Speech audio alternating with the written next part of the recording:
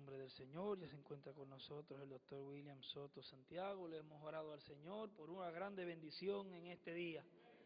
Con nosotros nuestro apreciado amigo y hermano, el doctor William Soto Santiago.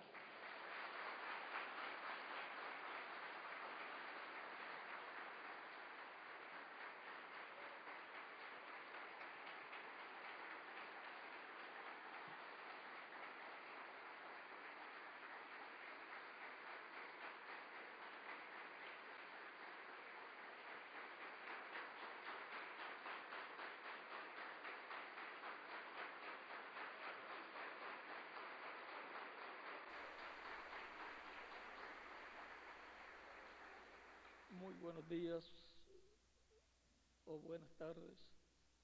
Boa tarde aos amáveis amigos, aos irmãos aqui presentes e aos que estão em outras nações, aos ministros e às igrejas. Que as bênçãos de Cristo, o anjo do pacto, estejam sobre todos vocês e também sobre mim. No nome do Senhor Jesus Cristo. Amém. Uma saudação para todos os irmãos lá em Porto Rico. Também uma saudação para o missionário Miguel Bermudes Marim, lá onde se encontre. Para esta ocasião, leremos na Escritura, na Bíblia, dois lugares.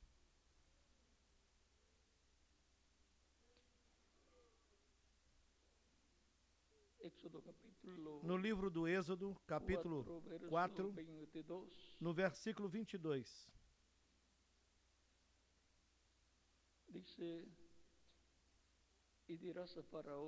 Então dirás a Faraó, assim diz o Senhor, Israel é meu filho, meu primogênito.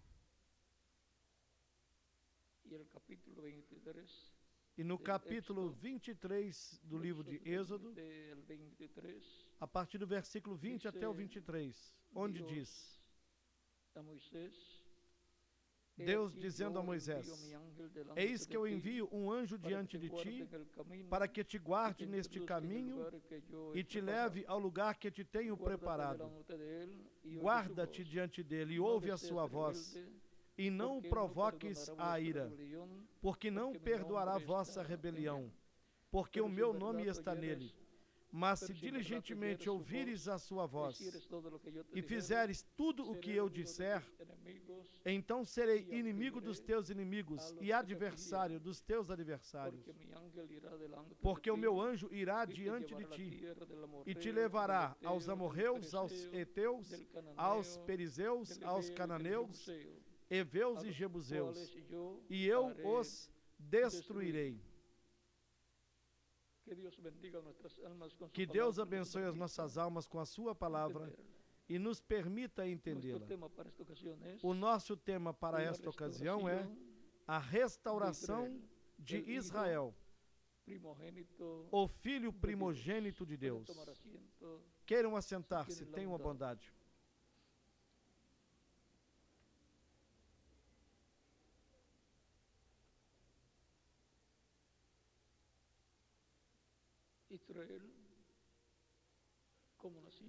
Israel como nação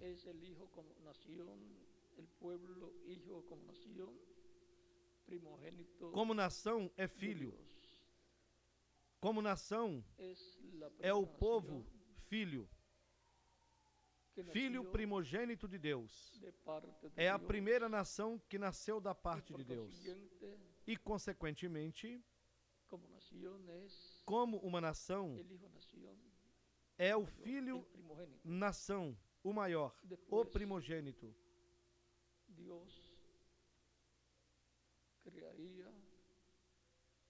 Deus depois criará outras nações. Porém, a nação primogênita é Israel. Portanto, é a nação modelo para todas as demais nações.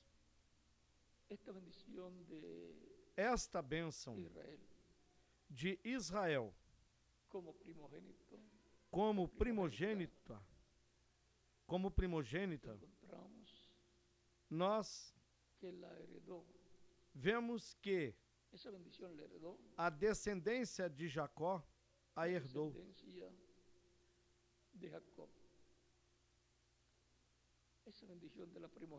Essa bênção da primogenitura veio de Abraão a Isaac, e de Isaac ele a passou a Jacó, embora Esaú fosse o primogênito. Assim também como Ismael, o filho de Abraão, foi o seu primogênito, foi o que nasceu primeiro de Abraão, mas ele não nasceu por intermédio de Sara, mas através de Agar, uma egípcia que era serva de Sara.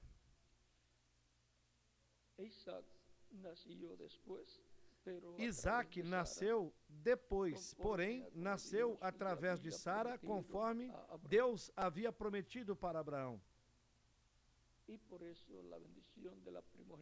E por isso é que a bênção da primogenitura passou a Isaac, tendo nascido como o segundo filho de Abraão. Mas ele era o filho que foi prometido por Deus a Abraão. Em seguida vemos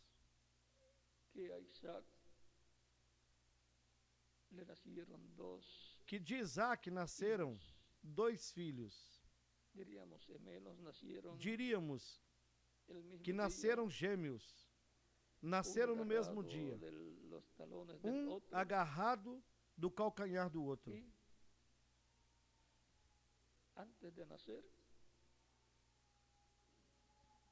E antes de ambos nascerem, estando Rebeca grávida, ela sentia um mal-estar no seu ventre. E esse mal-estar era porque os meninos estavam se movendo muito. E aquelas mulheres que já tiveram um filho ou uma filha que pula muito no seu ventre, sabem o que é isso. E como seriam dois? Dois estavam lutando e pelejando aí. E por quê? Porque eles queriam algo. E vejam aqui no livro do Gênesis, onde nos fala desta luta que esses meninos tinham dentro do ventre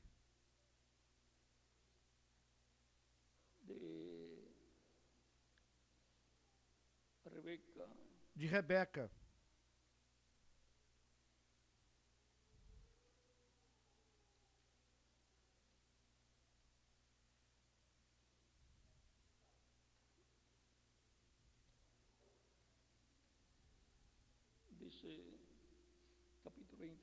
No capítulo 25 do Gênesis, do versículo 19 em diante, nos diz: estas são as gerações de Isaac, filho de Abraão. Abraão gerou a Isaac. E Isaac era da idade de 40 anos quando tomou por mulher a Rebeca, filha de Betuel, arameu de Padã, irmã de Labão, arameu. E Isaac orou insistentemente ao Senhor por sua mulher, porque era estéril.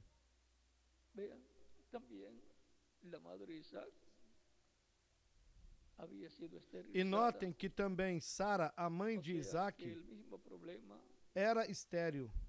Ou seja, que o mesmo problema que Sara, a esposa de Abraão, teve, também o teve a esposa de Isaque.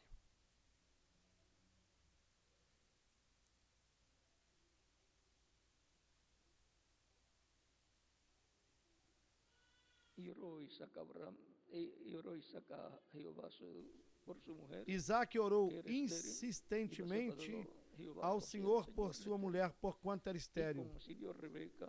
E o Senhor, ou seja, Jeová, o Eterno, ouviu as suas orações. E Rebeca, sua mulher, concebeu. E os filhos lutavam dentro dela. Assim ela disse: se é assim, porque eu sou assim? E foi perguntar ao Senhor. Ou seja, foi perguntar ao Senhor, ao Eterno, Jeová. E o Senhor lhe disse: 2 nações há no teu ventre. E qualquer pessoa que diria para uma senhora que estivesse grávida de gêmeos, diria: há 2 nações aí no teu seio, no teu ventre. E esta senhora grávida, com certeza diria: não 2 nações, mas podem haver 2 crianças, 2 filhos. Mas é que desses 2 filhos surgiriam 2 nações. Assim é a lei da reprodução. 2 nações há no teu ventre, e 2 povos se dividirão das tuas entranhas. E um povo será mais forte do que o outro povo, e o maior servirá ao menor. Ou seja, que o maior servirá ao menor.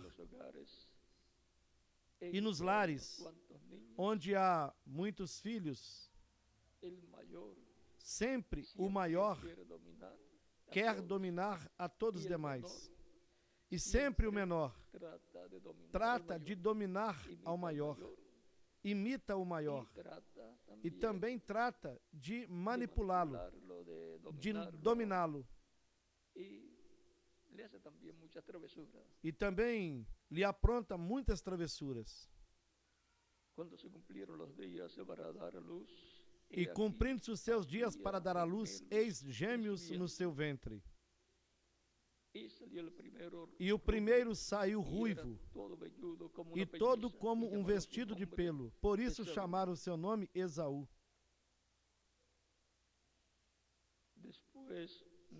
E depois saiu o seu irmão, agarrado sua mão ao calcanhar de Esaú. Ou seja, aí no pé. Por isso se chamou o seu nome Jacó. E Isaque era da idade de 60 anos quando os gerou. Quando se casara, tinha 40 anos, e quando nascem os seus filhos, já tinha 60 anos. 20 anos vivendo com a sua amada esposa, Rebeca. De modo que, se ela tivesse 15 anos, e se passaram mais 20 anos, então já tinha 35 anos. Porém, se tinha 20 anos, e passados os 20 anos de casada, então já tinha 40 anos. Porém, isso não era problema algum, pois Sara tinha 90 anos quando Isaque nasceu.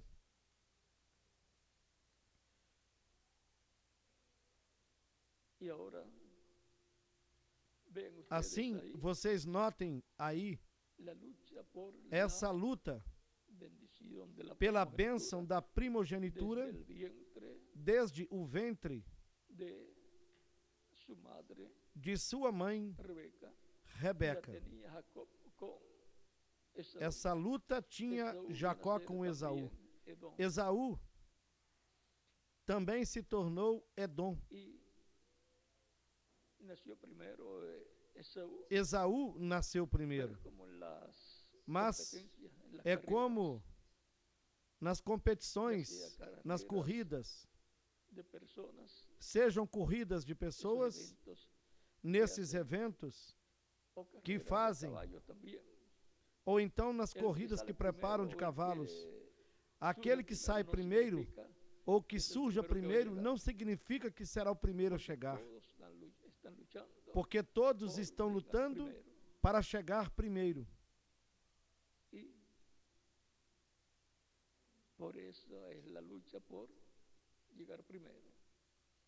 E por isso a luta é por chegar primeiro. E essa luta era a luta de Jacó, para que ele chegasse primeiro à vida terrena, nascer primeiro, porque quem nasce primeiro no programa de Deus com Israel, com a descendência de Abraão, esse é o primogênito. E a herança que lhe corresponda é uma dupla porção daquela que os demais irmãos receberão. E quase sempre, mais adiante, o primogênito compra a parte dos demais irmãos. E depois eles vêm a trabalhar com aquele que tenha a primogenitura.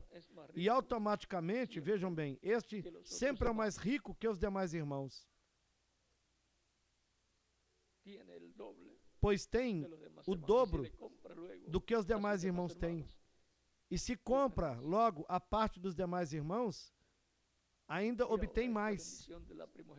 E esta bênção da primogenitura tem a ver com as coisas terrenas e com as coisas celestiais também. Essa bênção da primogenitura é tão grande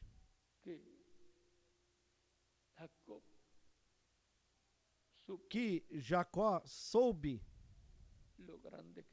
o grande que ela era.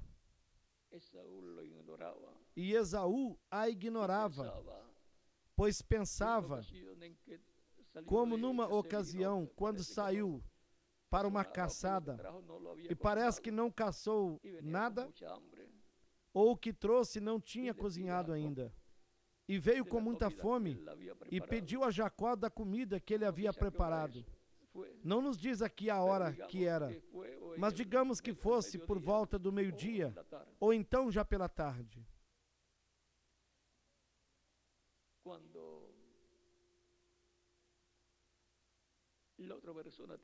Quando uma outra pessoa tem fome e faz um negócio com uma outra, essa vai a perder. Assim Jacó tinha ali a sua comida já preparada. Assim é que ele sabia cozinhar e certamente ajudava a sua mãe Rebeca. Pois Jacó era apegado à sua mãe. E Esaú era apegado a seu pai.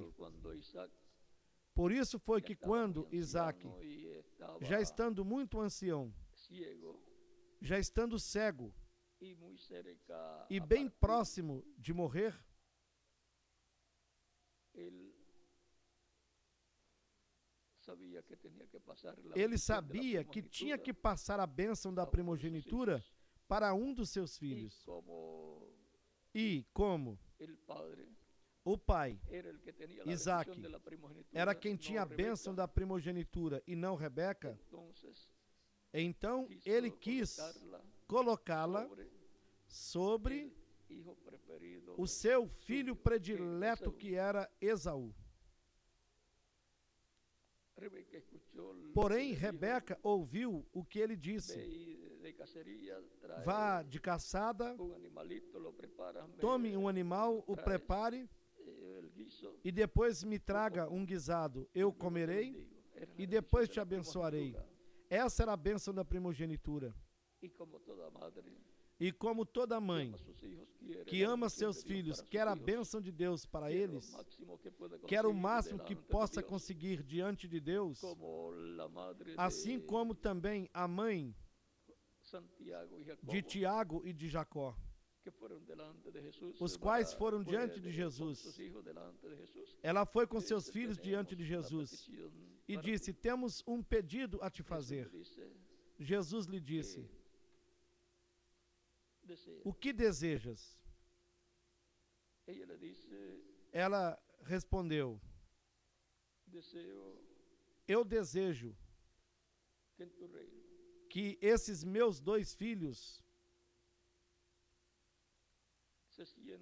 se assentem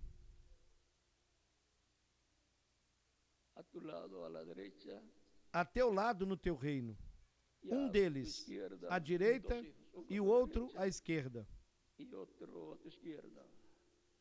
Um à sua direita e outro à sua esquerda. Esse está em São Mateus, no capítulo 20, a partir do versículo 20 até o versículo 26. E também em São Marcos, no capítulo 10, do versículo 35 ao 40.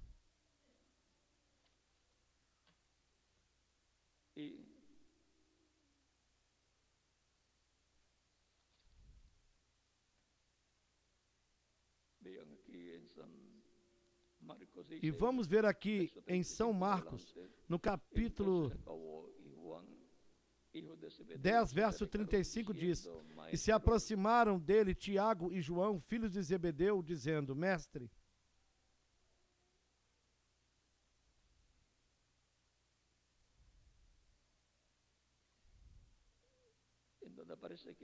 o lugar onde aparece que é a mãe deles que se aproxima de Jesus, isso está em São Mateus capítulo 20, do versículo 20 em diante, onde diz: então se aproximou a mãe dos filhos de Zebedeu com seus 2 filhos.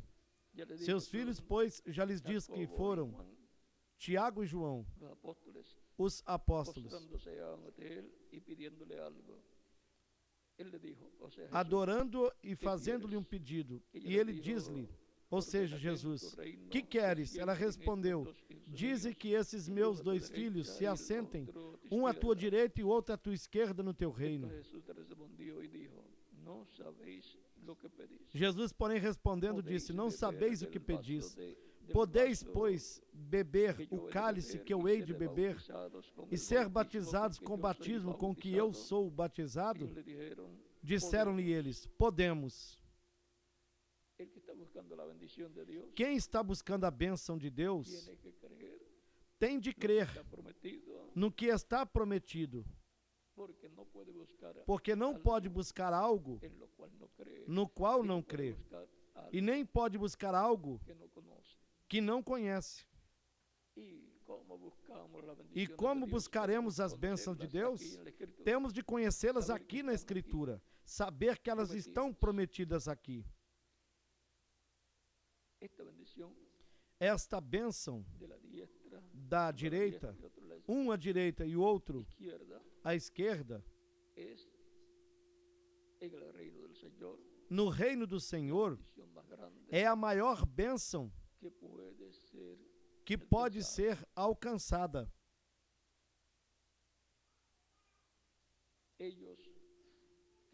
Eles queriam a maior bênção que um apóstolo poderia obter.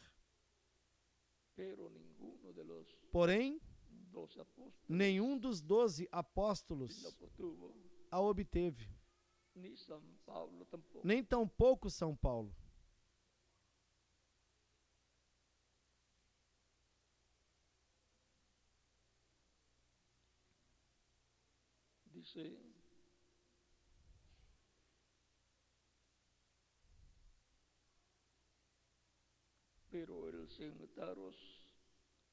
E eles sempre diziam: sim, nós podemos. Ou seja, se estivesse disponível para algum deles, eles a teriam obtido porque criam nisso. Às vezes, tem promessas que uma pessoa não pode obtê-la porque elas já estão ordenadas para alguma outra pessoa. Por exemplo, se você disser que quer ser um profeta, não significa que Deus lhe concederá isso. Porque os profetas são ordenados por Deus desde antes da fundação do mundo. eles nascem profetas.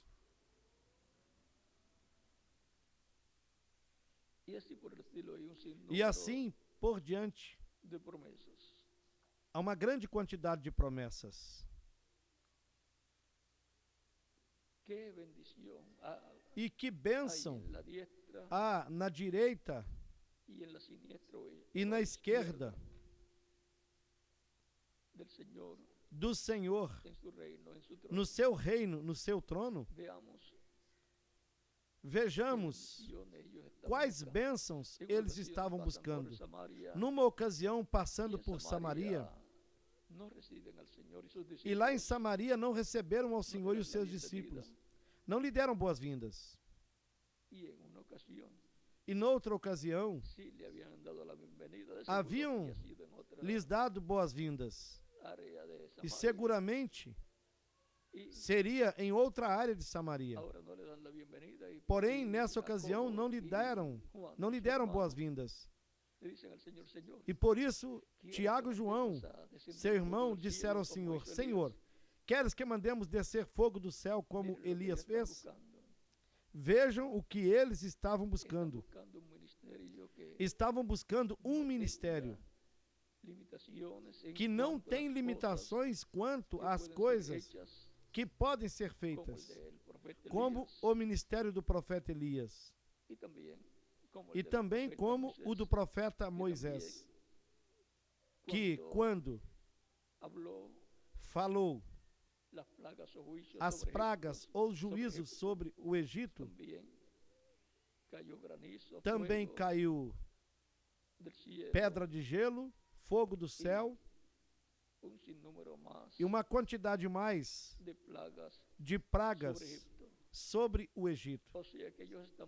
Quer dizer que eles estavam buscando um ministério do qual o Senhor Jesus Cristo falou aqui na Escritura, seguiu dizendo Cristo: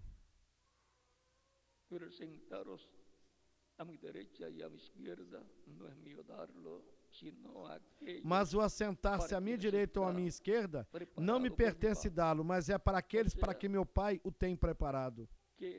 Ou seja,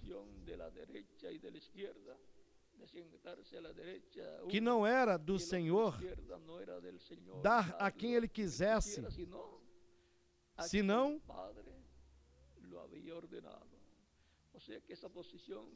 a quem o Pai já havia ordenado.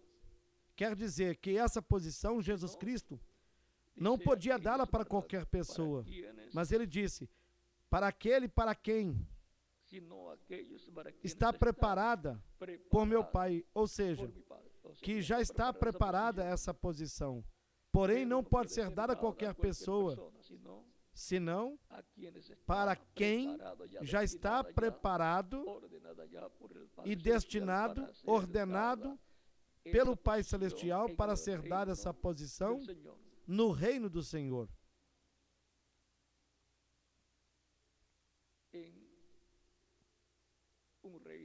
Num reino ou num governo de qualquer país, está ali o presidente ou o rei. E abaixo lhe segue o vice-rei ou o primeiro-ministro ou vice-presidente, como quer que lhe chamem. O rei ou o presidente do país poderá dizer: este aqui é a minha mão direita. Quer dizer que por meio dessa pessoa, esse rei ou esse presidente pode realizar muitos trabalhos. Isso da direita e da esquerda são duas posições importantes. Assim como José estava sentado à direita do faraó, no reino do faraó. Ou seja, que ele era o primeiro-ministro, ele era o segundo no reino. Quer dizer que eles estavam buscando ser o segundo e o terceiro no reino. E Jesus, o primeiro.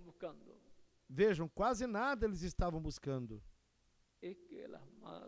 É porque as mães que amam os seus filhos, elas querem o melhor para seus filhos. Assim não vamos criticá-la. Ela fez tudo o que pôde fazer, como também Rebeca fez tudo por Jacó. E Rebeca conseguiu isso, porque isso já estava no plano de Deus. Por isso é que Deus havia dito: amei Jacó e aborreci Esaú. São Paulo, depois explicando isso, disse: e Deus falou disso mesmo antes deles nascerem. Ou seja, que ninguém sabia qual seria o primogênito. Porém, Deus já disse: amei Jacó e aborreci Esaú. E disse: o maior servirá ao menor. Isso quer dizer, o primeiro que nascerá servirá ao segundo que nascerá, para o qual, pois tinha que ser ordenada a bênção da primogenitura por parte de Deus para Jacó. Assim, vejam também um outro caso com relação à primogenitura e a sua importância. No primeiro livro de Crônicas, no capítulo 5,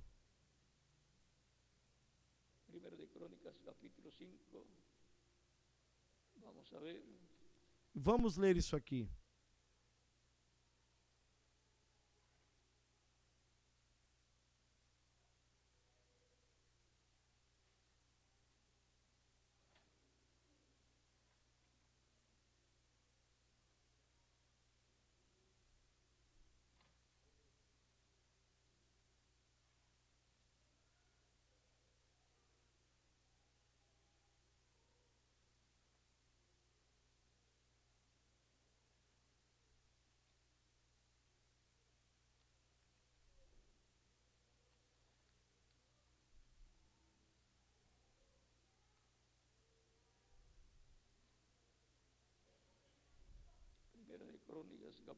Primeiro livro de Crônica, capítulo 5, do versículo 1.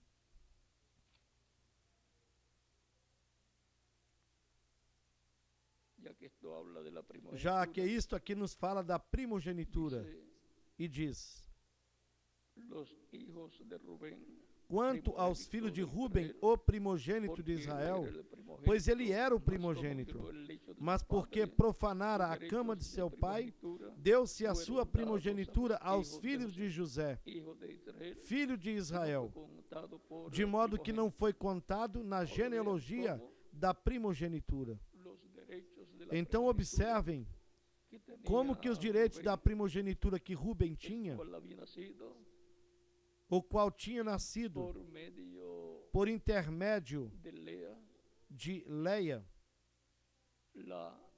que era irmã de Raquel. Quando Jacó se casou, ele se casou com Raquel. Mas quando chegou na hora de dormir, durante a noite, ao invés de colocarem ali na sua casa, na habitação, a Raquel, os pais de Raquel colocaram sua irmã Leia. E quando pela manhã Jacó olhou e foi saudar Raquel, se depara que é Leia. E foi pedir contas a seu sogro. E o seu sogro respondeu: é que nós aqui não fazemos isso de dar primeiramente a maior antes da maior. Ou seja, que a maior tem que se casar primeiro. Talvez tivessem aquela crença que algumas pessoas têm em algumas nações, é que se casar a menor primeiro, a maior ficará depois sem se casar. E porquanto aos escolhidos de Deus, e Jacó sendo quem tinha a bênção da primogenitura, todas as coisas cooperam para o bem, como São Paulo nos disse. Então o sogro, uma vez que Jacó estava muito aborrecido porque havia se casado com a sua noiva amada, e logo tropeça com esse problema, mas o sogro lhe disse: não há nenhum problema, trabalhe 7 anos mais e te será entregue Raquel. E Jacó verdadeiramente estava bem apaixonado, amava muitíssimo a Raquel. Então trabalhou mais 7 anos por ela. E eis que Jacó ficou 7 anos mais velho, como também Raquel, porque não lhe entregaram Raquel no princípio. Se lhe entregassem no começo, escaparia com ela. E se tinha certa idade, quando se casou, teria que somar mais 7 anos. Ele trabalhou mais 7 anos, e durante esse tempo, ele também obteve muitos benefícios. E o seu sogro obteve muitíssimos benefícios, porque desde que Jacó chegou à casa do seu sogro, seu sogro prosperou. É porque a bênção da primogenitura tem a ver com a prosperidade física também. A Escritura diz que Deus é quem dá o poder para fazer as riquezas. Há um poder detrás disso. E para os primogênitos de Deus, esse é o poder de Deus como bênção, o qual está dentro da bênção da primogenitura. Por isso é que dizem que os judeus prosperam tanto onde quer que vão. É que há uma bênção que inclui a prosperidade física. Então vejam bem que nesse negócio de Jacó, que havia feito comprando a primogenitura de seu irmão e depois conseguindo que seu pai Isaac lançasse a bênção da primogenitura sobre ele, e depois se encontrando com o anjo do pacto, quando voltava de Padan-Aram, já agora com sua família, e sua esposa Raquel também estava grávida e deu à luz a Benjamim e logo morreu no parto. Notem que os outros filhos já haviam nascido lá em Padan-Aram, no meio dos gentios.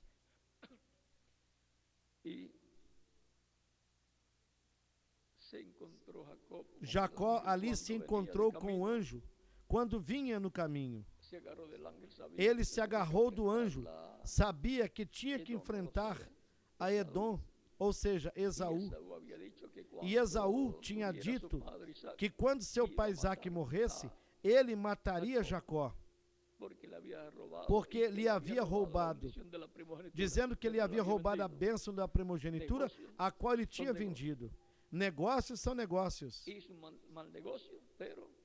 Porque fez um mau negócio, então tinha que se ater às consequências, porque tinha feito um negócio. E Jacó lhe havia dito: jura-me perante Deus. De modo que foi um negócio diante de Deus. Jacó sabia o que buscava, o que ele queria. Por isso nós vemos que depois a bênção da primogenitura foi passando aos filhos de José. Por isso, quando Jacó estava já por morrer lá no Egito, e José soube disso, José sendo um profeta, ele tinha o conhecimento, como Jacó, daquilo que era a bênção da primogenitura. E antes que os demais irmãos fossem para Jacó os abençoar, abençoando primeiro com a bênção da primogenitura, chegou José com seus filhos, os trouxe até Jacó, para que ele lhes lançasse sua bênção. E colocou seus filhos diante de Jacó. Jacó cruzou suas mãos, colocou sua mão direita sobre o menor, que era Efraim, e a mão esquerda sobre Manassés. Manassés, que era o segundo. José queria tirar as mãos de Jacó e colocá-las como ele desejava. Assim, a mão direita sobre a cabeça do filho maior, viram? E a outra sobre Efraim, o segundo filho. Nele, a mão esquerda. Vejam, aí está a bênção da primogenitura na mão direita. E ali estavam a direita e a esquerda de Jacó. Mas Jacó, ao cruzar as mãos, deixou a mão direita sobre a cabeça de Efraim, a bênção da direita, e deixou sobre Manassés a bênção da mão esquerda. José sabia dessas coisas. Sendo ele um profeta, conhecia isso muito bem. Sabia que tinha uma bênção, a promessa divina, de que o sol, a lua e 11 estrelas se prostrariam diante dele. As 11 estrelas eram seus irmãos, a lua era sua mãe e o sol era seu pai. Ou seja, que José não podia perder nenhuma oportunidade de bênção para ele ou para os seus filhos. E quando Jacó abençoou seus filhos, esses filhos de José, ele estava colocando a bênção da primogenitura sobre eles, porém a parte mais importante sobre Efraim. Assim, nós podemos ver o porquê a Escritura, que é onde temos toda a história desde Adão até o Apocalipse, nós vemos a bênção da primogenitura e a sua trajetória. Efraim e Manassés. Manassés representa os judeus. E, sobretudo, os 144 mil. Mas isso deixaremos quietinho. Isso dos judeus ou hebreus. E Efraim representa a igreja do Senhor Jesus Cristo.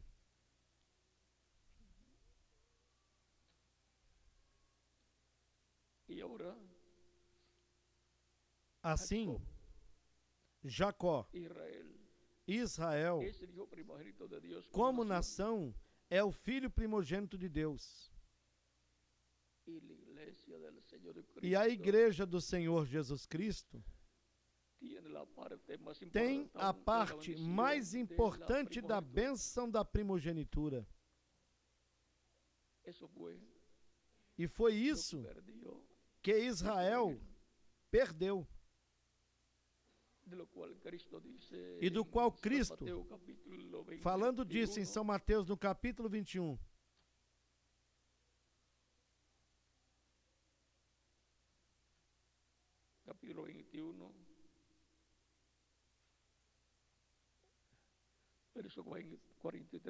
no versículo 42, disse: 42 em adelante disse, Jesus les dijo: Disse-lhes Jesus: Nunca lestes nas Escrituras a pedra que os edificadores rejeitaram, essa foi posta por cabeça de ângulo? Pelo Senhor foi feito isso. E é coisa maravilhosa aos nossos olhos? Portanto, eu vos digo que o reino de Deus vos será tirado e será dado a uma nação que dê os seus frutos. E assim, isso concorda com as palavras que Cristo falou numa ocasião: Não temais, ó manada pequena, porque agradou ao Pai dar-vos o reino.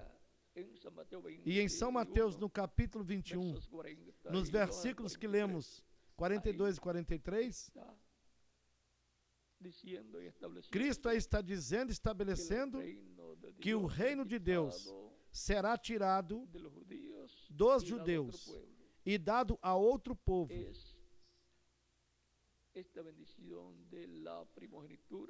Esta é a bênção da primogenitura que está representada em Efraim. Por isso foi que quando Jacó abençoou a Efraim, disse que dele sairia ou se formaria uma multidão de nações e de povos. No capítulo 48 do Gênesis,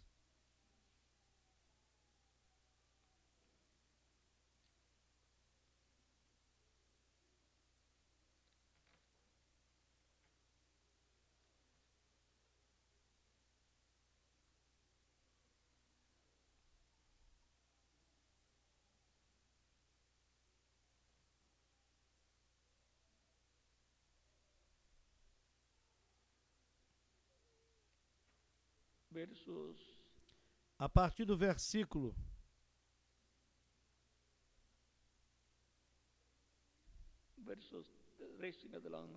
12 em diante, que diz: Então José os tomou dos joelhos do seu pai, inclinou-se à terra diante da sua face, e tomou José ambos, a Efraim na sua mão direita e à esquerda de Israel, e Manassés na sua mão esquerda, à direita de Israel, e fê-los chegar a ele.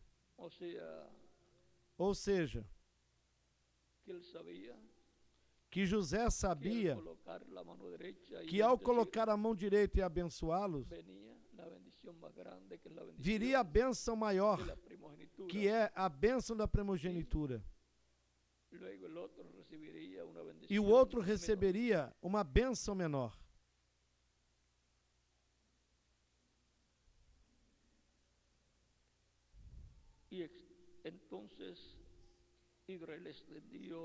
Então Israel estendeu sua mão direita e a colocou sobre a cabeça de Efraim.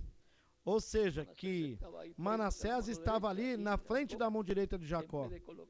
E Jacó, ao invés de colocar a mão direita sobre a cabeça do que estava na frente da sua mão direita, fez assim e a colocou sobre aquele que estava na frente da sua mão esquerda.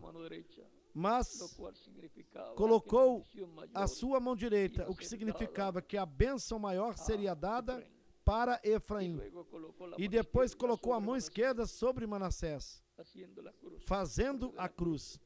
E por intermédio da cruz, onde Cristo foi crucificado, a cruz de Cristo, então a bênção do maior, que é Israel, passou para o menor, que é a igreja do Senhor Jesus Cristo.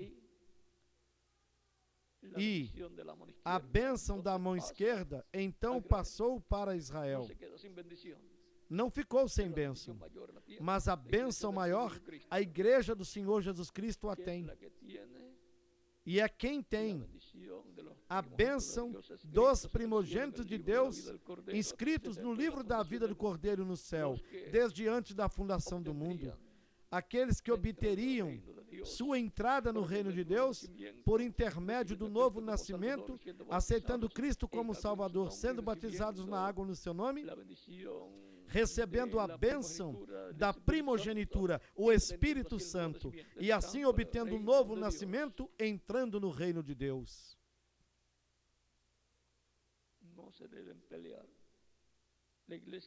A igreja do Senhor Jesus Cristo não deve pelejar com o povo hebreu, pois são irmãos. Ambos têm uma bênção designada da parte de Deus. Que teria acontecido se Israel não rejeitasse Cristo e o recebesse? Essa bênção ficaria lá com Israel. quer dizer que todos que nasceriam no reino de Deus, no reino de Cristo, todos os que obteriam um novo nascimento, seriam lá dentre os judeus. E a igreja do Senhor Jesus Cristo seria completamente judia para sempre, de judeus. Mas vejam, Cristo disse: o reino de Deus vos será tirado e será entregue a um povo que produzirá os seus frutos. Deste modo, a bênção da primogenitura é a igreja do Senhor Jesus Cristo que a tem na sua parte mais importante. E a outra parte, o povo hebreu, quem a tem, o qual, como nação, são os membros da nação primogênita de Deus. E, consequentemente, o reino terreno de Deus, que é o reino do Messias, estará em Israel e desde Israel governará sobre todas as nações. Por isso é que também a igreja do Senhor Jesus Cristo estará lá em Israel com Cristo. Cristo o Rei, o Messias o Rei, e a igreja é a rainha. E o milênio, pois, será a lua de mel.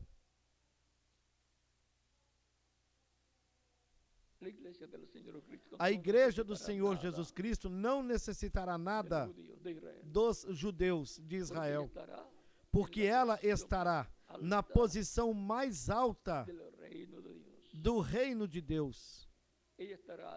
Ela estará ao lado do Senhor, reinando com Cristo. Por isso é que todos os crentes em Cristo são reis, sacerdotes e juízes. Essa é a posição mais alta no reino de Deus. E Cristo a tem com a sua igreja. Portanto, Cristo e todos os crentes nele, que formam a igreja do Senhor Jesus Cristo.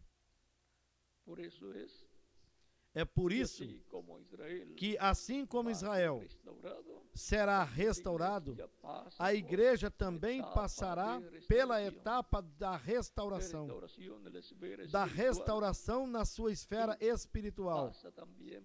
E depois também passará pela etapa da restauração física, que será a restauração física à vida eterna física, quando obterá corpos eternos, imortais, corpos glorificados, semelhantes ao corpo glorificado de nosso Salvador Jesus Cristo. Corpos glorificados e jovens para toda a eternidade. Porque tem a bênção da primogenitura que está representada na bênção que foi lançada sobre Efraim.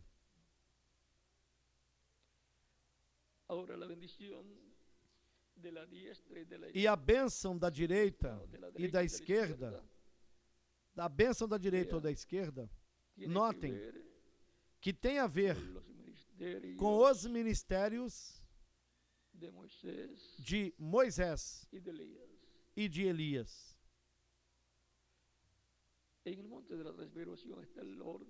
E lá no Monte da Transfiguração está a ordem da segunda vinda de Cristo. E ali foi mostrada a posição da direita e da esquerda. Essa será a forma estabelecida por Deus no reino do Messias. À direita está um profeta e à esquerda outro profeta, Moisés e Elias. Esses são os ministérios herdeiros que São João e São Tiago buscavam.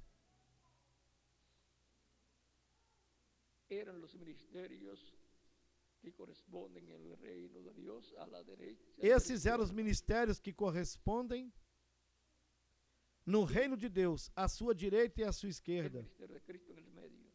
E no meio, o ministério de Cristo. Quer dizer que Ao lado do ministério de Cristo está o ministério de Elias e o ministério de Moisés. E não explicarei muito por agora. Em alguma ocasião, explicaremos mais claramente sobre esse mistério. Mas recordem que a vinda do Senhor será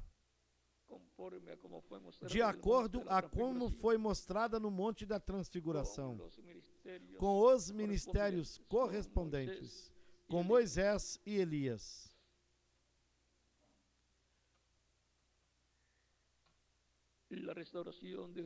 A restauração de Israel. Para a restauração de Israel, os ministérios de Moisés e Elias estarão presentes. E o ministério do Messias. O sol sai pelo leste, mas se esconde no oeste. Mas o dia muda de um dia para outro, é pela tarde, ao pôr do sol. Quando você já não vê o sol, embora esteja de dia, você não vê o sol já pela tarde, depois das 5 ou 6 horas da tarde. E quando é verão, em alguns países ainda se vê o sol até as 9 da noite. Assim é que nesses países ainda não mudou o dia. Porém, conforme ao calendário e os horários hebraicos, vemos que o dia tem duas partes e a noite uma parte só. Mas entre os gentios, na maioria dos países gentílicos, os dias terminam por volta das 24 horas à noite. E logo, imediatamente, começa o outro dia, terminando o dia que já se viveu. Quer dizer que entre os gentios, na maior parte dos países gentílicos, o dia é dividido em duas partes.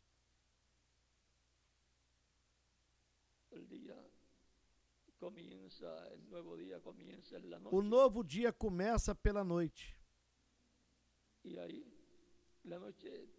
E aí, nessa mesma noite, divide em duas partes.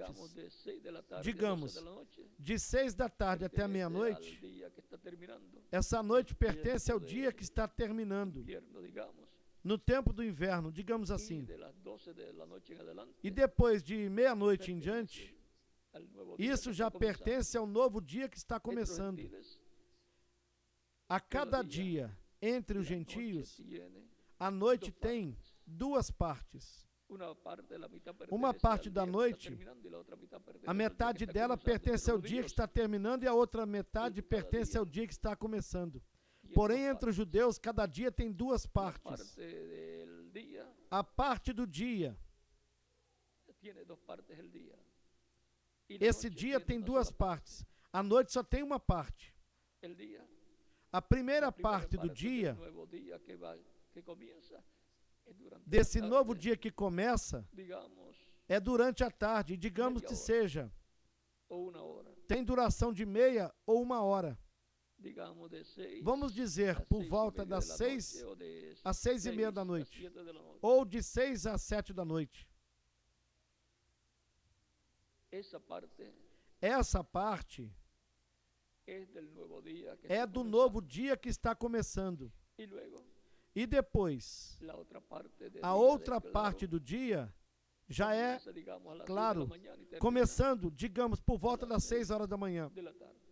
E depois termina às 6 horas da tarde. Tem uma pequena parte de luz, de duração de meia hora ou uma hora, no dia que começou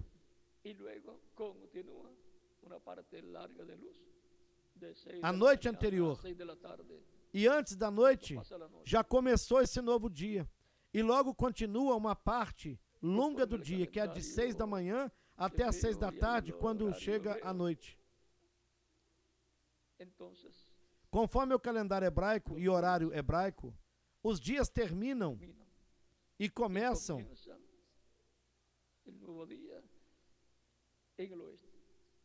o novo dia começa no oeste, porque o sol se põe pelo oeste. E depois, esse mesmo sol que se viu no oeste, as pessoas viram no oeste se pondo. Esse é o mesmo sol que sai pela manhã pelo leste. A igreja do Senhor Jesus Cristo tem a promessa da vinda do sol da justiça, da vinda de Cristo. E a etapa em que a igreja estiver vivendo, na etapa correspondente ao oeste, porque a igreja começou no Oriente Médio, lá em Israel, mas depois passou no meio dos gentios, passando pela Ásia Menor, lá bem longe, e dali passou para a Europa, em 5 etapas, 5 eras na Europa. A primeira etapa entre os gentios foi na Ásia Menor, com São Paulo. E depois a 7ª etapa da igreja passou para a América do Norte. E a América do Norte é o continente que pertence e está no oeste.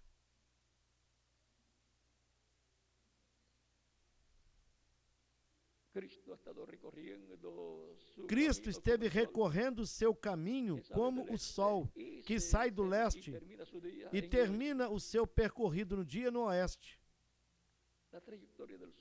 A trajetória do sol representa a trajetória de Cristo no meio da sua igreja.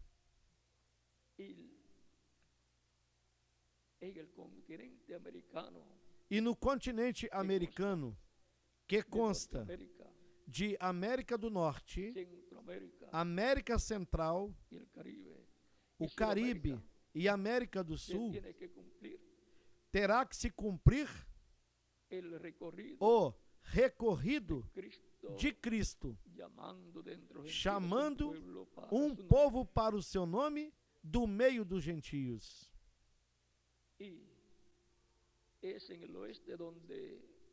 E é no oeste onde essa primeira parte do caminho do dia da dispensação será visto. E a mesma luz, o mesmo sol, o mesmo Cristo, que será visto no oeste, terminando o dia, terminando o seu recorrido, e com um pouquinho mais de tempo, de luz, como meia hora ou 1 hora, na hora da sua vinda, ou na meia hora de silêncio,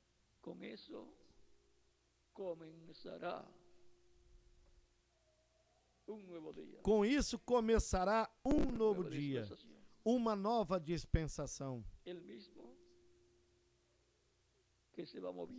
O mesmo que veio se movendo desde o leste, desde a terra de Israel, do Oriente Médio, passou à Ásia Menor, passou à Europa, e da Europa passou ao continente americano.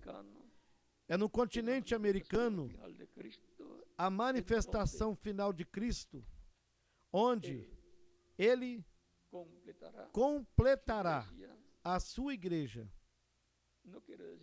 E com isso não quer dizer que outras nações não terão escolhidos, mas a mensagem surgirá do oeste e cobrirá toda a terra. E será aí onde fará a mudança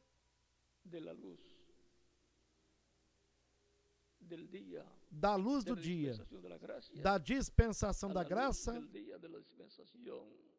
del reino.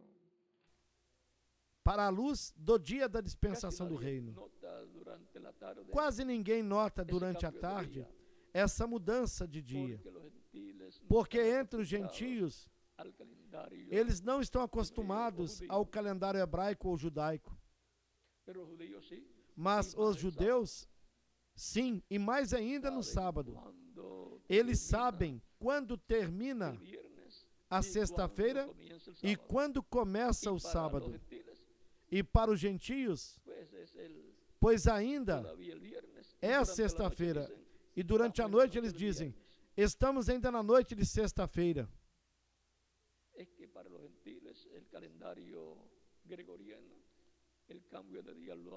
É porque para os gentios o calendário gregoriano, a mudança do dia se realiza à meia-noite. E quase todo mundo está dormindo.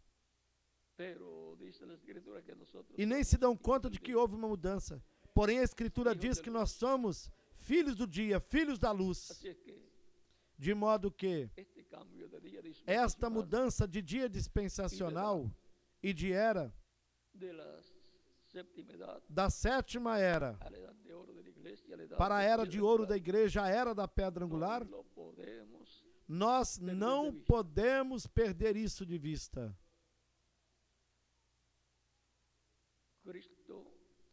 Cristo sairá do trono de intercessão quando ele complete a sua igreja.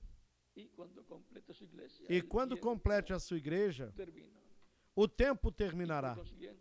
E, consequentemente, terminará essa etapa dispensacional. E começará um novo dia dispensacional. É por isso que com os judeus há um programa para ser realizado. E está bem marcado nessa mudança de dia dispensacional. E sob o ministério das duas oliveiras do Apocalipse, capítulo 11. E ninguém mais poderá fazer esse trabalho, senão o Espírito Santo, por intermédio desse programa divino. Portanto, ninguém poderá tratar de ser nem Moisés nem Elias. Isso Deus já o tem determinado. E quem quer que seja, terá o êxito, porque será o instrumento que Deus terá para se manifestar através dele em Espírito Santo e atuar, realizando esse milagre da restauração de Israel. Nessa primeira parte, que digamos, da introdução, isso corresponde ao tempo de 6 às 6:30 ou às 7 da noite.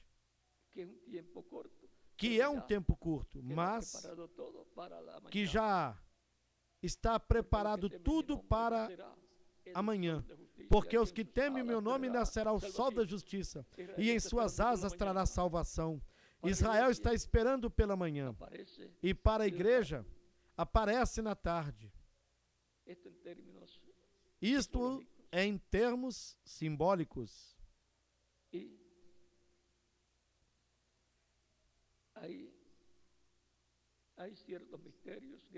Aí há certos mistérios que na medida que Deus vá nos abrindo e também cumprindo-os, vamos entendendo.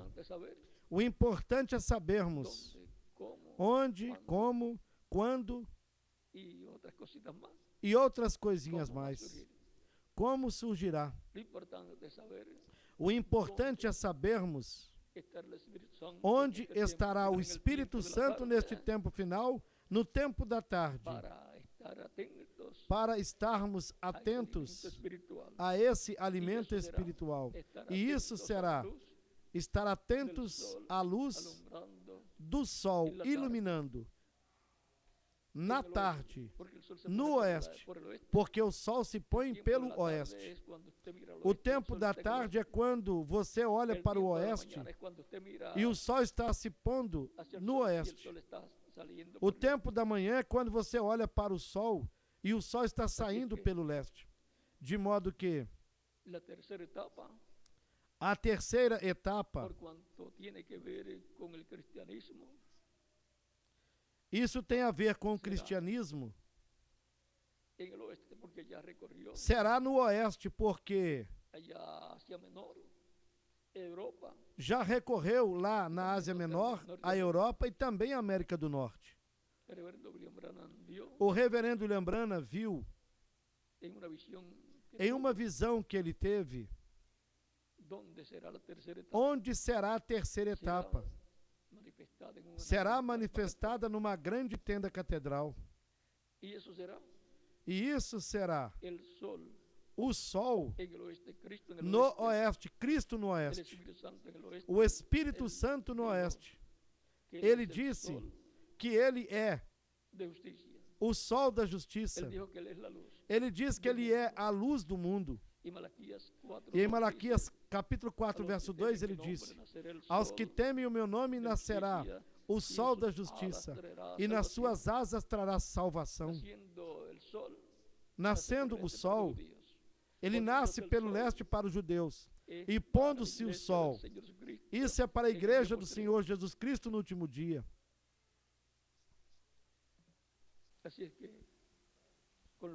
Assim é que, com o que nós temos ouvido, podemos ver o que tem a ver com a restauração de Israel, o povo hebreu, e o que tem a ver com a restauração da igreja do Senhor Jesus Cristo. E a restauração plena da igreja do Senhor Jesus Cristo será quando a igreja do Senhor Jesus Cristo estiver na sua etapa correspondente ao oeste, depois da sétima era da igreja, depois da parte que corresponde à América do Norte. Portanto, onde seja movido o Espírito de Deus, o Espírito Santo, Cristo em Espírito Santo, para esse território será a restauração total dos crentes em Cristo, a restauração total da igreja do Senhor Jesus Cristo, a adoção que será a redenção do corpo, a nossa transformação. Vejam bem quão simples é. Mas era um mistério que estava escondido aí na Escritura. Portanto, a trombeta final estará soando no território onde ocorrerá essa restauração ou a adoção da igreja do Senhor Jesus Cristo, a restauração total da igreja do Senhor Jesus Cristo. Assim, nós podemos ver o paralelo que há da restauração de Israel, o povo hebreu, e da restauração da igreja do Senhor Jesus Cristo. Os crentes em Cristo amam a Israel e nunca tratarão de tirar a bênção que corresponde a Israel, porque a bênção que corresponde a Israel está representada em Manassés, recebendo a bênção de Jacó. E a bênção que corresponde à igreja do Senhor Jesus Cristo está representada em Efraim, recebendo a bênção que Jacó lhe lançou. E na bênção para Manassés, Jacó disse para José que Manassés seria ou será um grande povo. Isso é Israel. Embora vejam que são poucos milhões de habitantes, a grandeza não depende de número.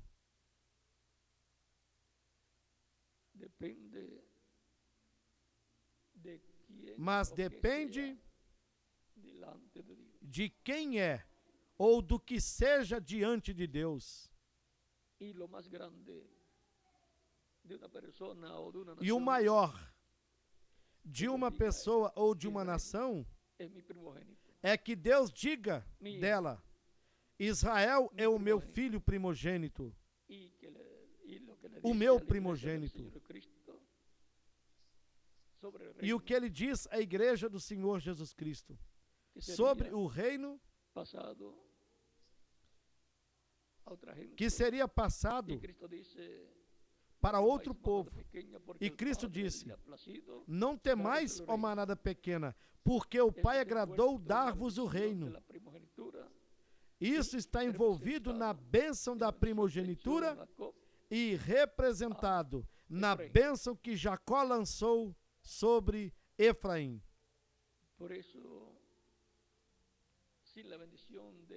E por isso, sem a bênção de Efraim, que é a cabeça das 10 tribos que foram dadas para Jeroboão, quando o reino de Davi foi dividido,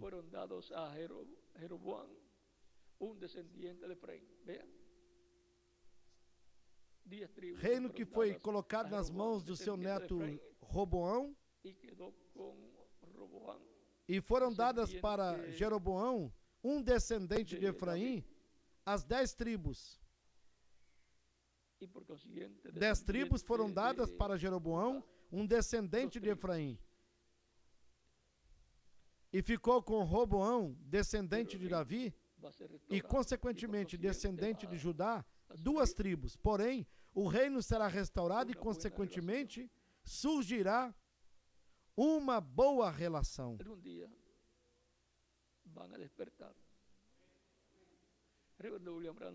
Algum dia despertarão. O reverendo Lambrana disse: quando os judeus vejam Cristo vindo por sua igreja, dirão: este é quem nós estamos esperando. Mas ele vem por sua igreja, porque a igreja corresponde a ela essa primeira parte da restauração, da adoção, da redenção do corpo. E depois, a restauração do reino de Deus a Israel. Cada coisa está na ordem profética de Deus. A restauração de Israel, o filho primogênito de Deus. É importante que eles saibam que nós os amamos e que não lhes tiraremos a bênção que têm da parte de Deus, ou que Deus lhes dará. O melhor é que lhes ajudaremos em tudo o que está e estará ao nosso alcance para que eles recebam essa bênção.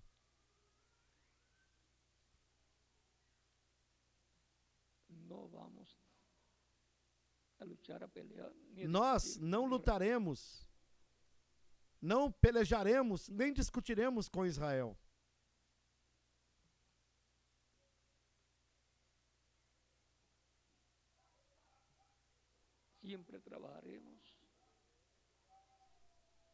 Mas sempre trabalharemos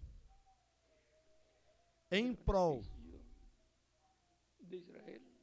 do benefício de Israel, com e na bênção da primogenitura que lhe corresponda. Essa parte que lhe corresponda, nós a respeitaremos e lhes ajudaremos para que obtenham toda a bênção que há aí. E seguramente, sem comprometermos a nossa, porque tampouco a nossa ninguém atirará, porque já foi ordenada por Deus desde antes da fundação do mundo, e não há forma, senão por intermédio de Cristo é que essa bênção passa para a igreja do Senhor Jesus Cristo.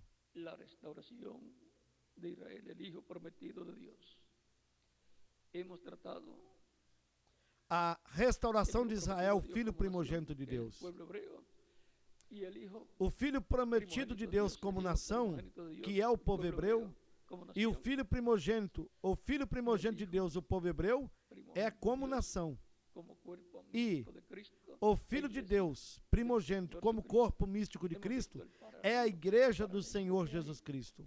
vimos o paralelo ou o paralelismo que existe aí. Saber.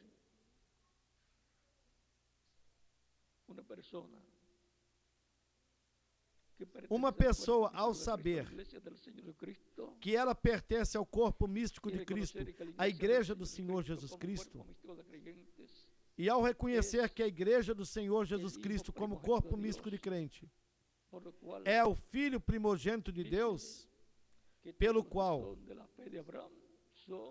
nos diz que todos que são da fé de Abraão são filhos de Abraão.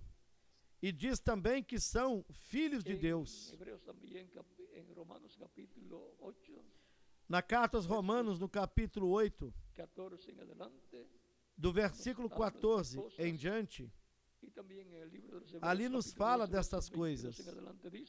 E também no livro, ou carta aos Hebreus, no capítulo 12, versículo 22 em diante, nos fala dos primogênitos que estão escritos no livro da vida do Cordeiro no céu, os quais são os membros da Igreja do Senhor Jesus Cristo, que foram limpos com o sangue de Jesus Cristo.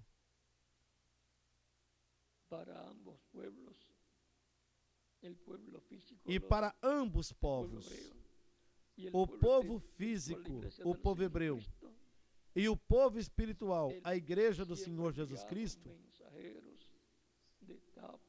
ele sempre enviou mensageiros de etapa em etapa. E na maioria dessas etapas, nem Israel e nem o cristianismo reconheceram esses mensageiros que Deus lhes enviou. Porém, os que o reconheceram receberam a bênção que Deus tem para esse tempo, para os crentes em Cristo, de era em era. Assim como foi para o povo hebreu.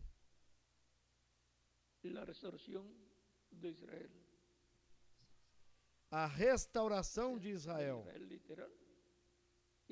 ou seja, do Israel literal e do Israel espiritual, que é a Igreja do Senhor Jesus Cristo.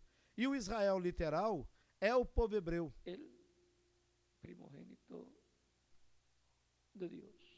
O primogênito de Deus.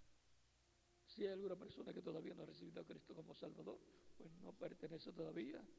Se houver aqui alguma pessoa que ainda não recebeu Cristo como Salvador, pois não pertence ainda ao povo espiritual, à Igreja do Senhor Jesus Cristo, a Igreja primogênita de Deus, para o qual você agora tem a oportunidade de receber Cristo como Salvador nesse momento. E estaremos orando por você para que Cristo te receba no seu reino, para o qual você já pode chegar até aqui na frente.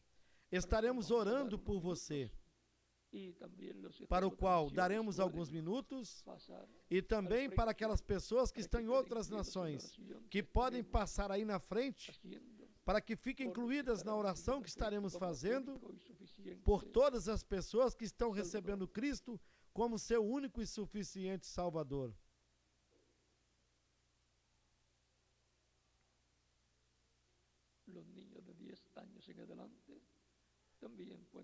As crianças também, a partir dos 10 anos de idade, podem vir aos pés de Cristo, o nosso Salvador. Deus tem muitas pessoas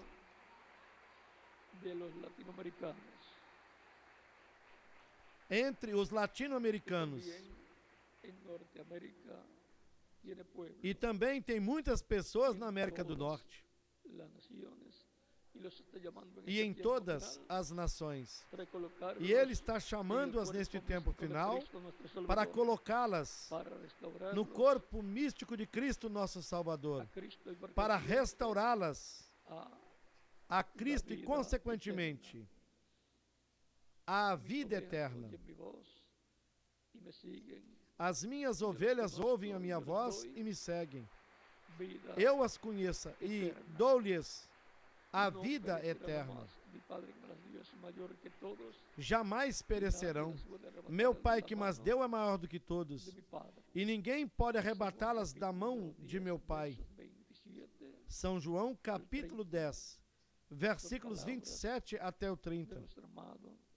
Estas são as palavras do nosso amado Senhor Jesus Cristo.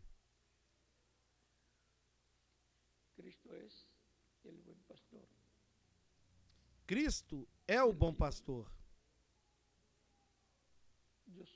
Ele disse: eu sou o bom pastor, e o bom pastor dá a sua vida pelas suas ovelhas.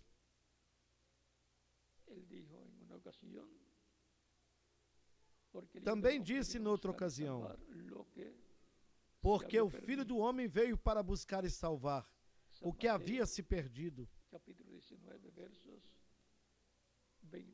São Mateus, capítulo 18, versículo 11 em diante.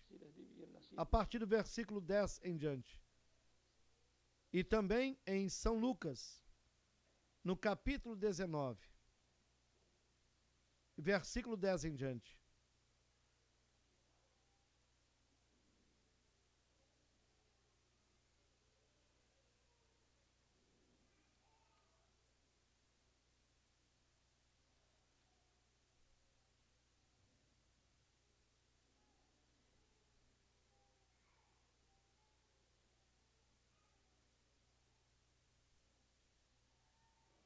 Mateus capítulo 18, versos.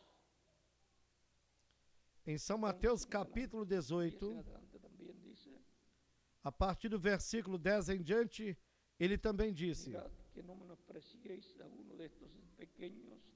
vede que não desprezeis algum desses pequeninos, porque eu vos digo que os seus anjos nos céus sempre veem a face de meu Pai que está nos céus. Os anjos destas pessoas são seus corpos angelicais, ou seja, o seu espírito. O espírito é um corpo de outra dimensão, parecido com o corpo físico que nós temos. Porque o Filho do Homem veio para salvar o que havia se perdido. E então começa a fazer a comparação dessas pessoas com ovelhas. E ele, comparando-se com um pastor, ele disse: que vos parece? Se um homem tiver 100 ovelhas, se uma delas se desgarrar, não irá pelos montes deixando as 99 em busca da que se desgarrou? E se porventura achá-la, em verdade vos digo que maior prazer tem por aquela do que pelas 99 que não se desgarraram. Assim também não é a vontade de vosso Pai que está nos céus que um desses pequeninos se perca. Não é a vontade de Deus, o nosso Pai Celestial, que um de vocês se perca. A vontade dele é que sejamos salvos. E foi para isso que Cristo veio, o Filho do Homem. Porque o Filho do Homem veio para buscar e salvar o que havia se perdido. Veio para salvar cada uma dessas pessoas que veem o rosto do meu Pai Celestial a cada dia. Ele veio para me salvar. E a quem mais? Pois a cada um de vocês também. E também em São Lucas, ele nos disse: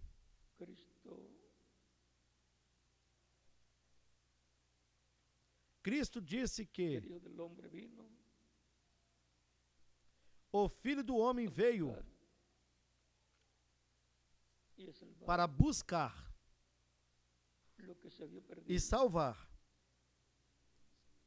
o que havia se perdido.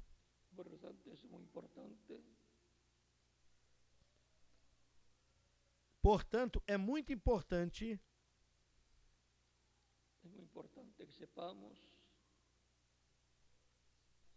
que nós saibamos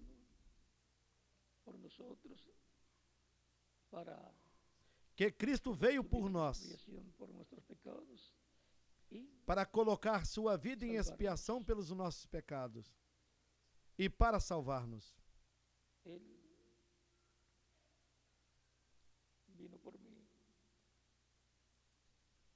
Ele veio por mim e também veio por cada um de vocês, pelo qual agradecemos a Cristo por essa bênção e pelo grande privilégio de vir e de morrer por nós lá na cruz do Calvário. Mesmo sem nós ainda termos vindo à terra, ele veio por nós e morreu há 2000 anos atrás, lá na cruz do Calvário, para nos restaurar à vida eterna. Vamos ficar em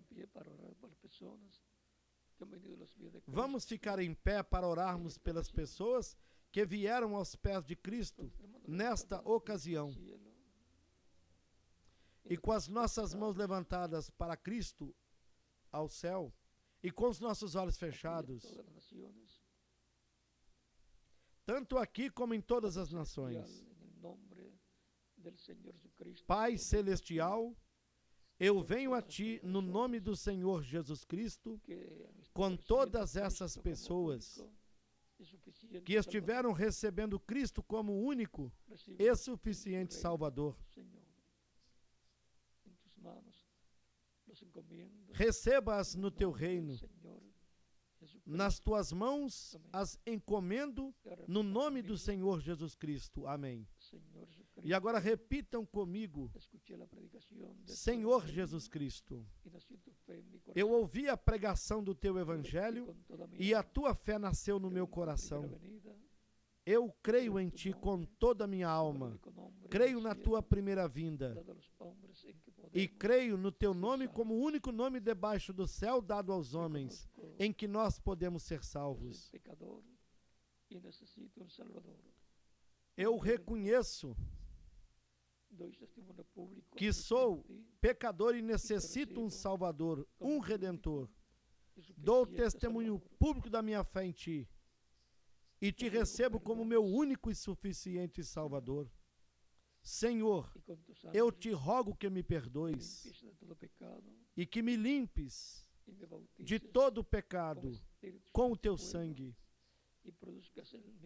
que me batizes com o Espírito Santo e fogo e produzas o novo nascimento em mim, logo depois que eu seja batizado na água no Teu nome.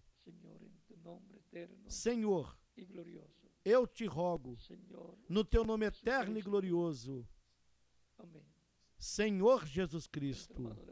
Amém. E com as nossas mãos levantadas para o céu, todos nós dizemos: o sangue do Senhor Jesus Cristo me limpou de todo o pecado.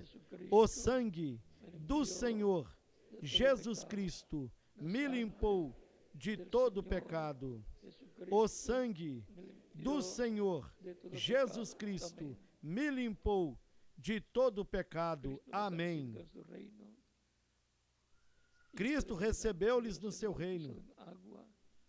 E você me dirá: eu quero ser batizado na água o mais rápido possível. Porque Cristo disse no capítulo 16 de São Marcos, versículos 15 ao 16: Ide por todo o mundo e pregai o Evangelho a toda criatura.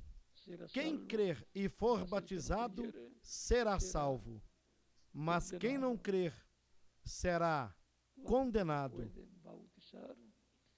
E quando podem me batizar? Esta é a pergunta desde o profundo do seu coração. E porquanto vocês creram de todo o coração em Cristo, poderão ser batizados. O batismo na água não tira os pecados. O batismo é simbólico.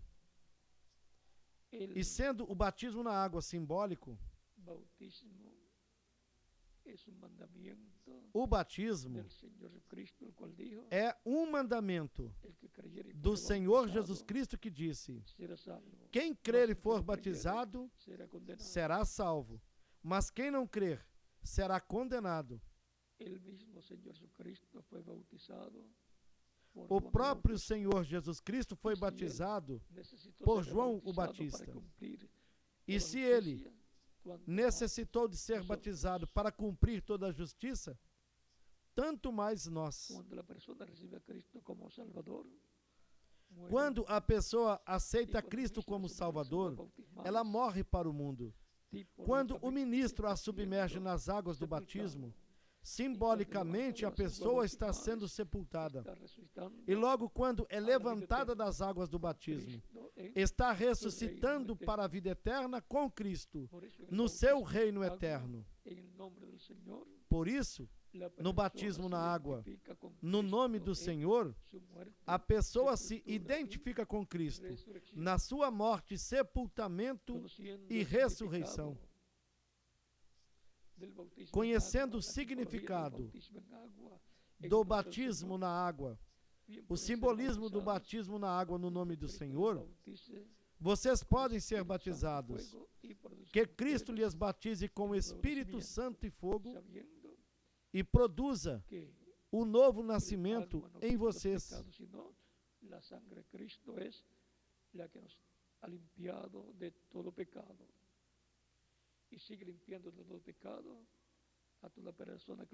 Sabendo que a água não tira os pecados, senão o sangue de Cristo é que nos limpa de todo pecado.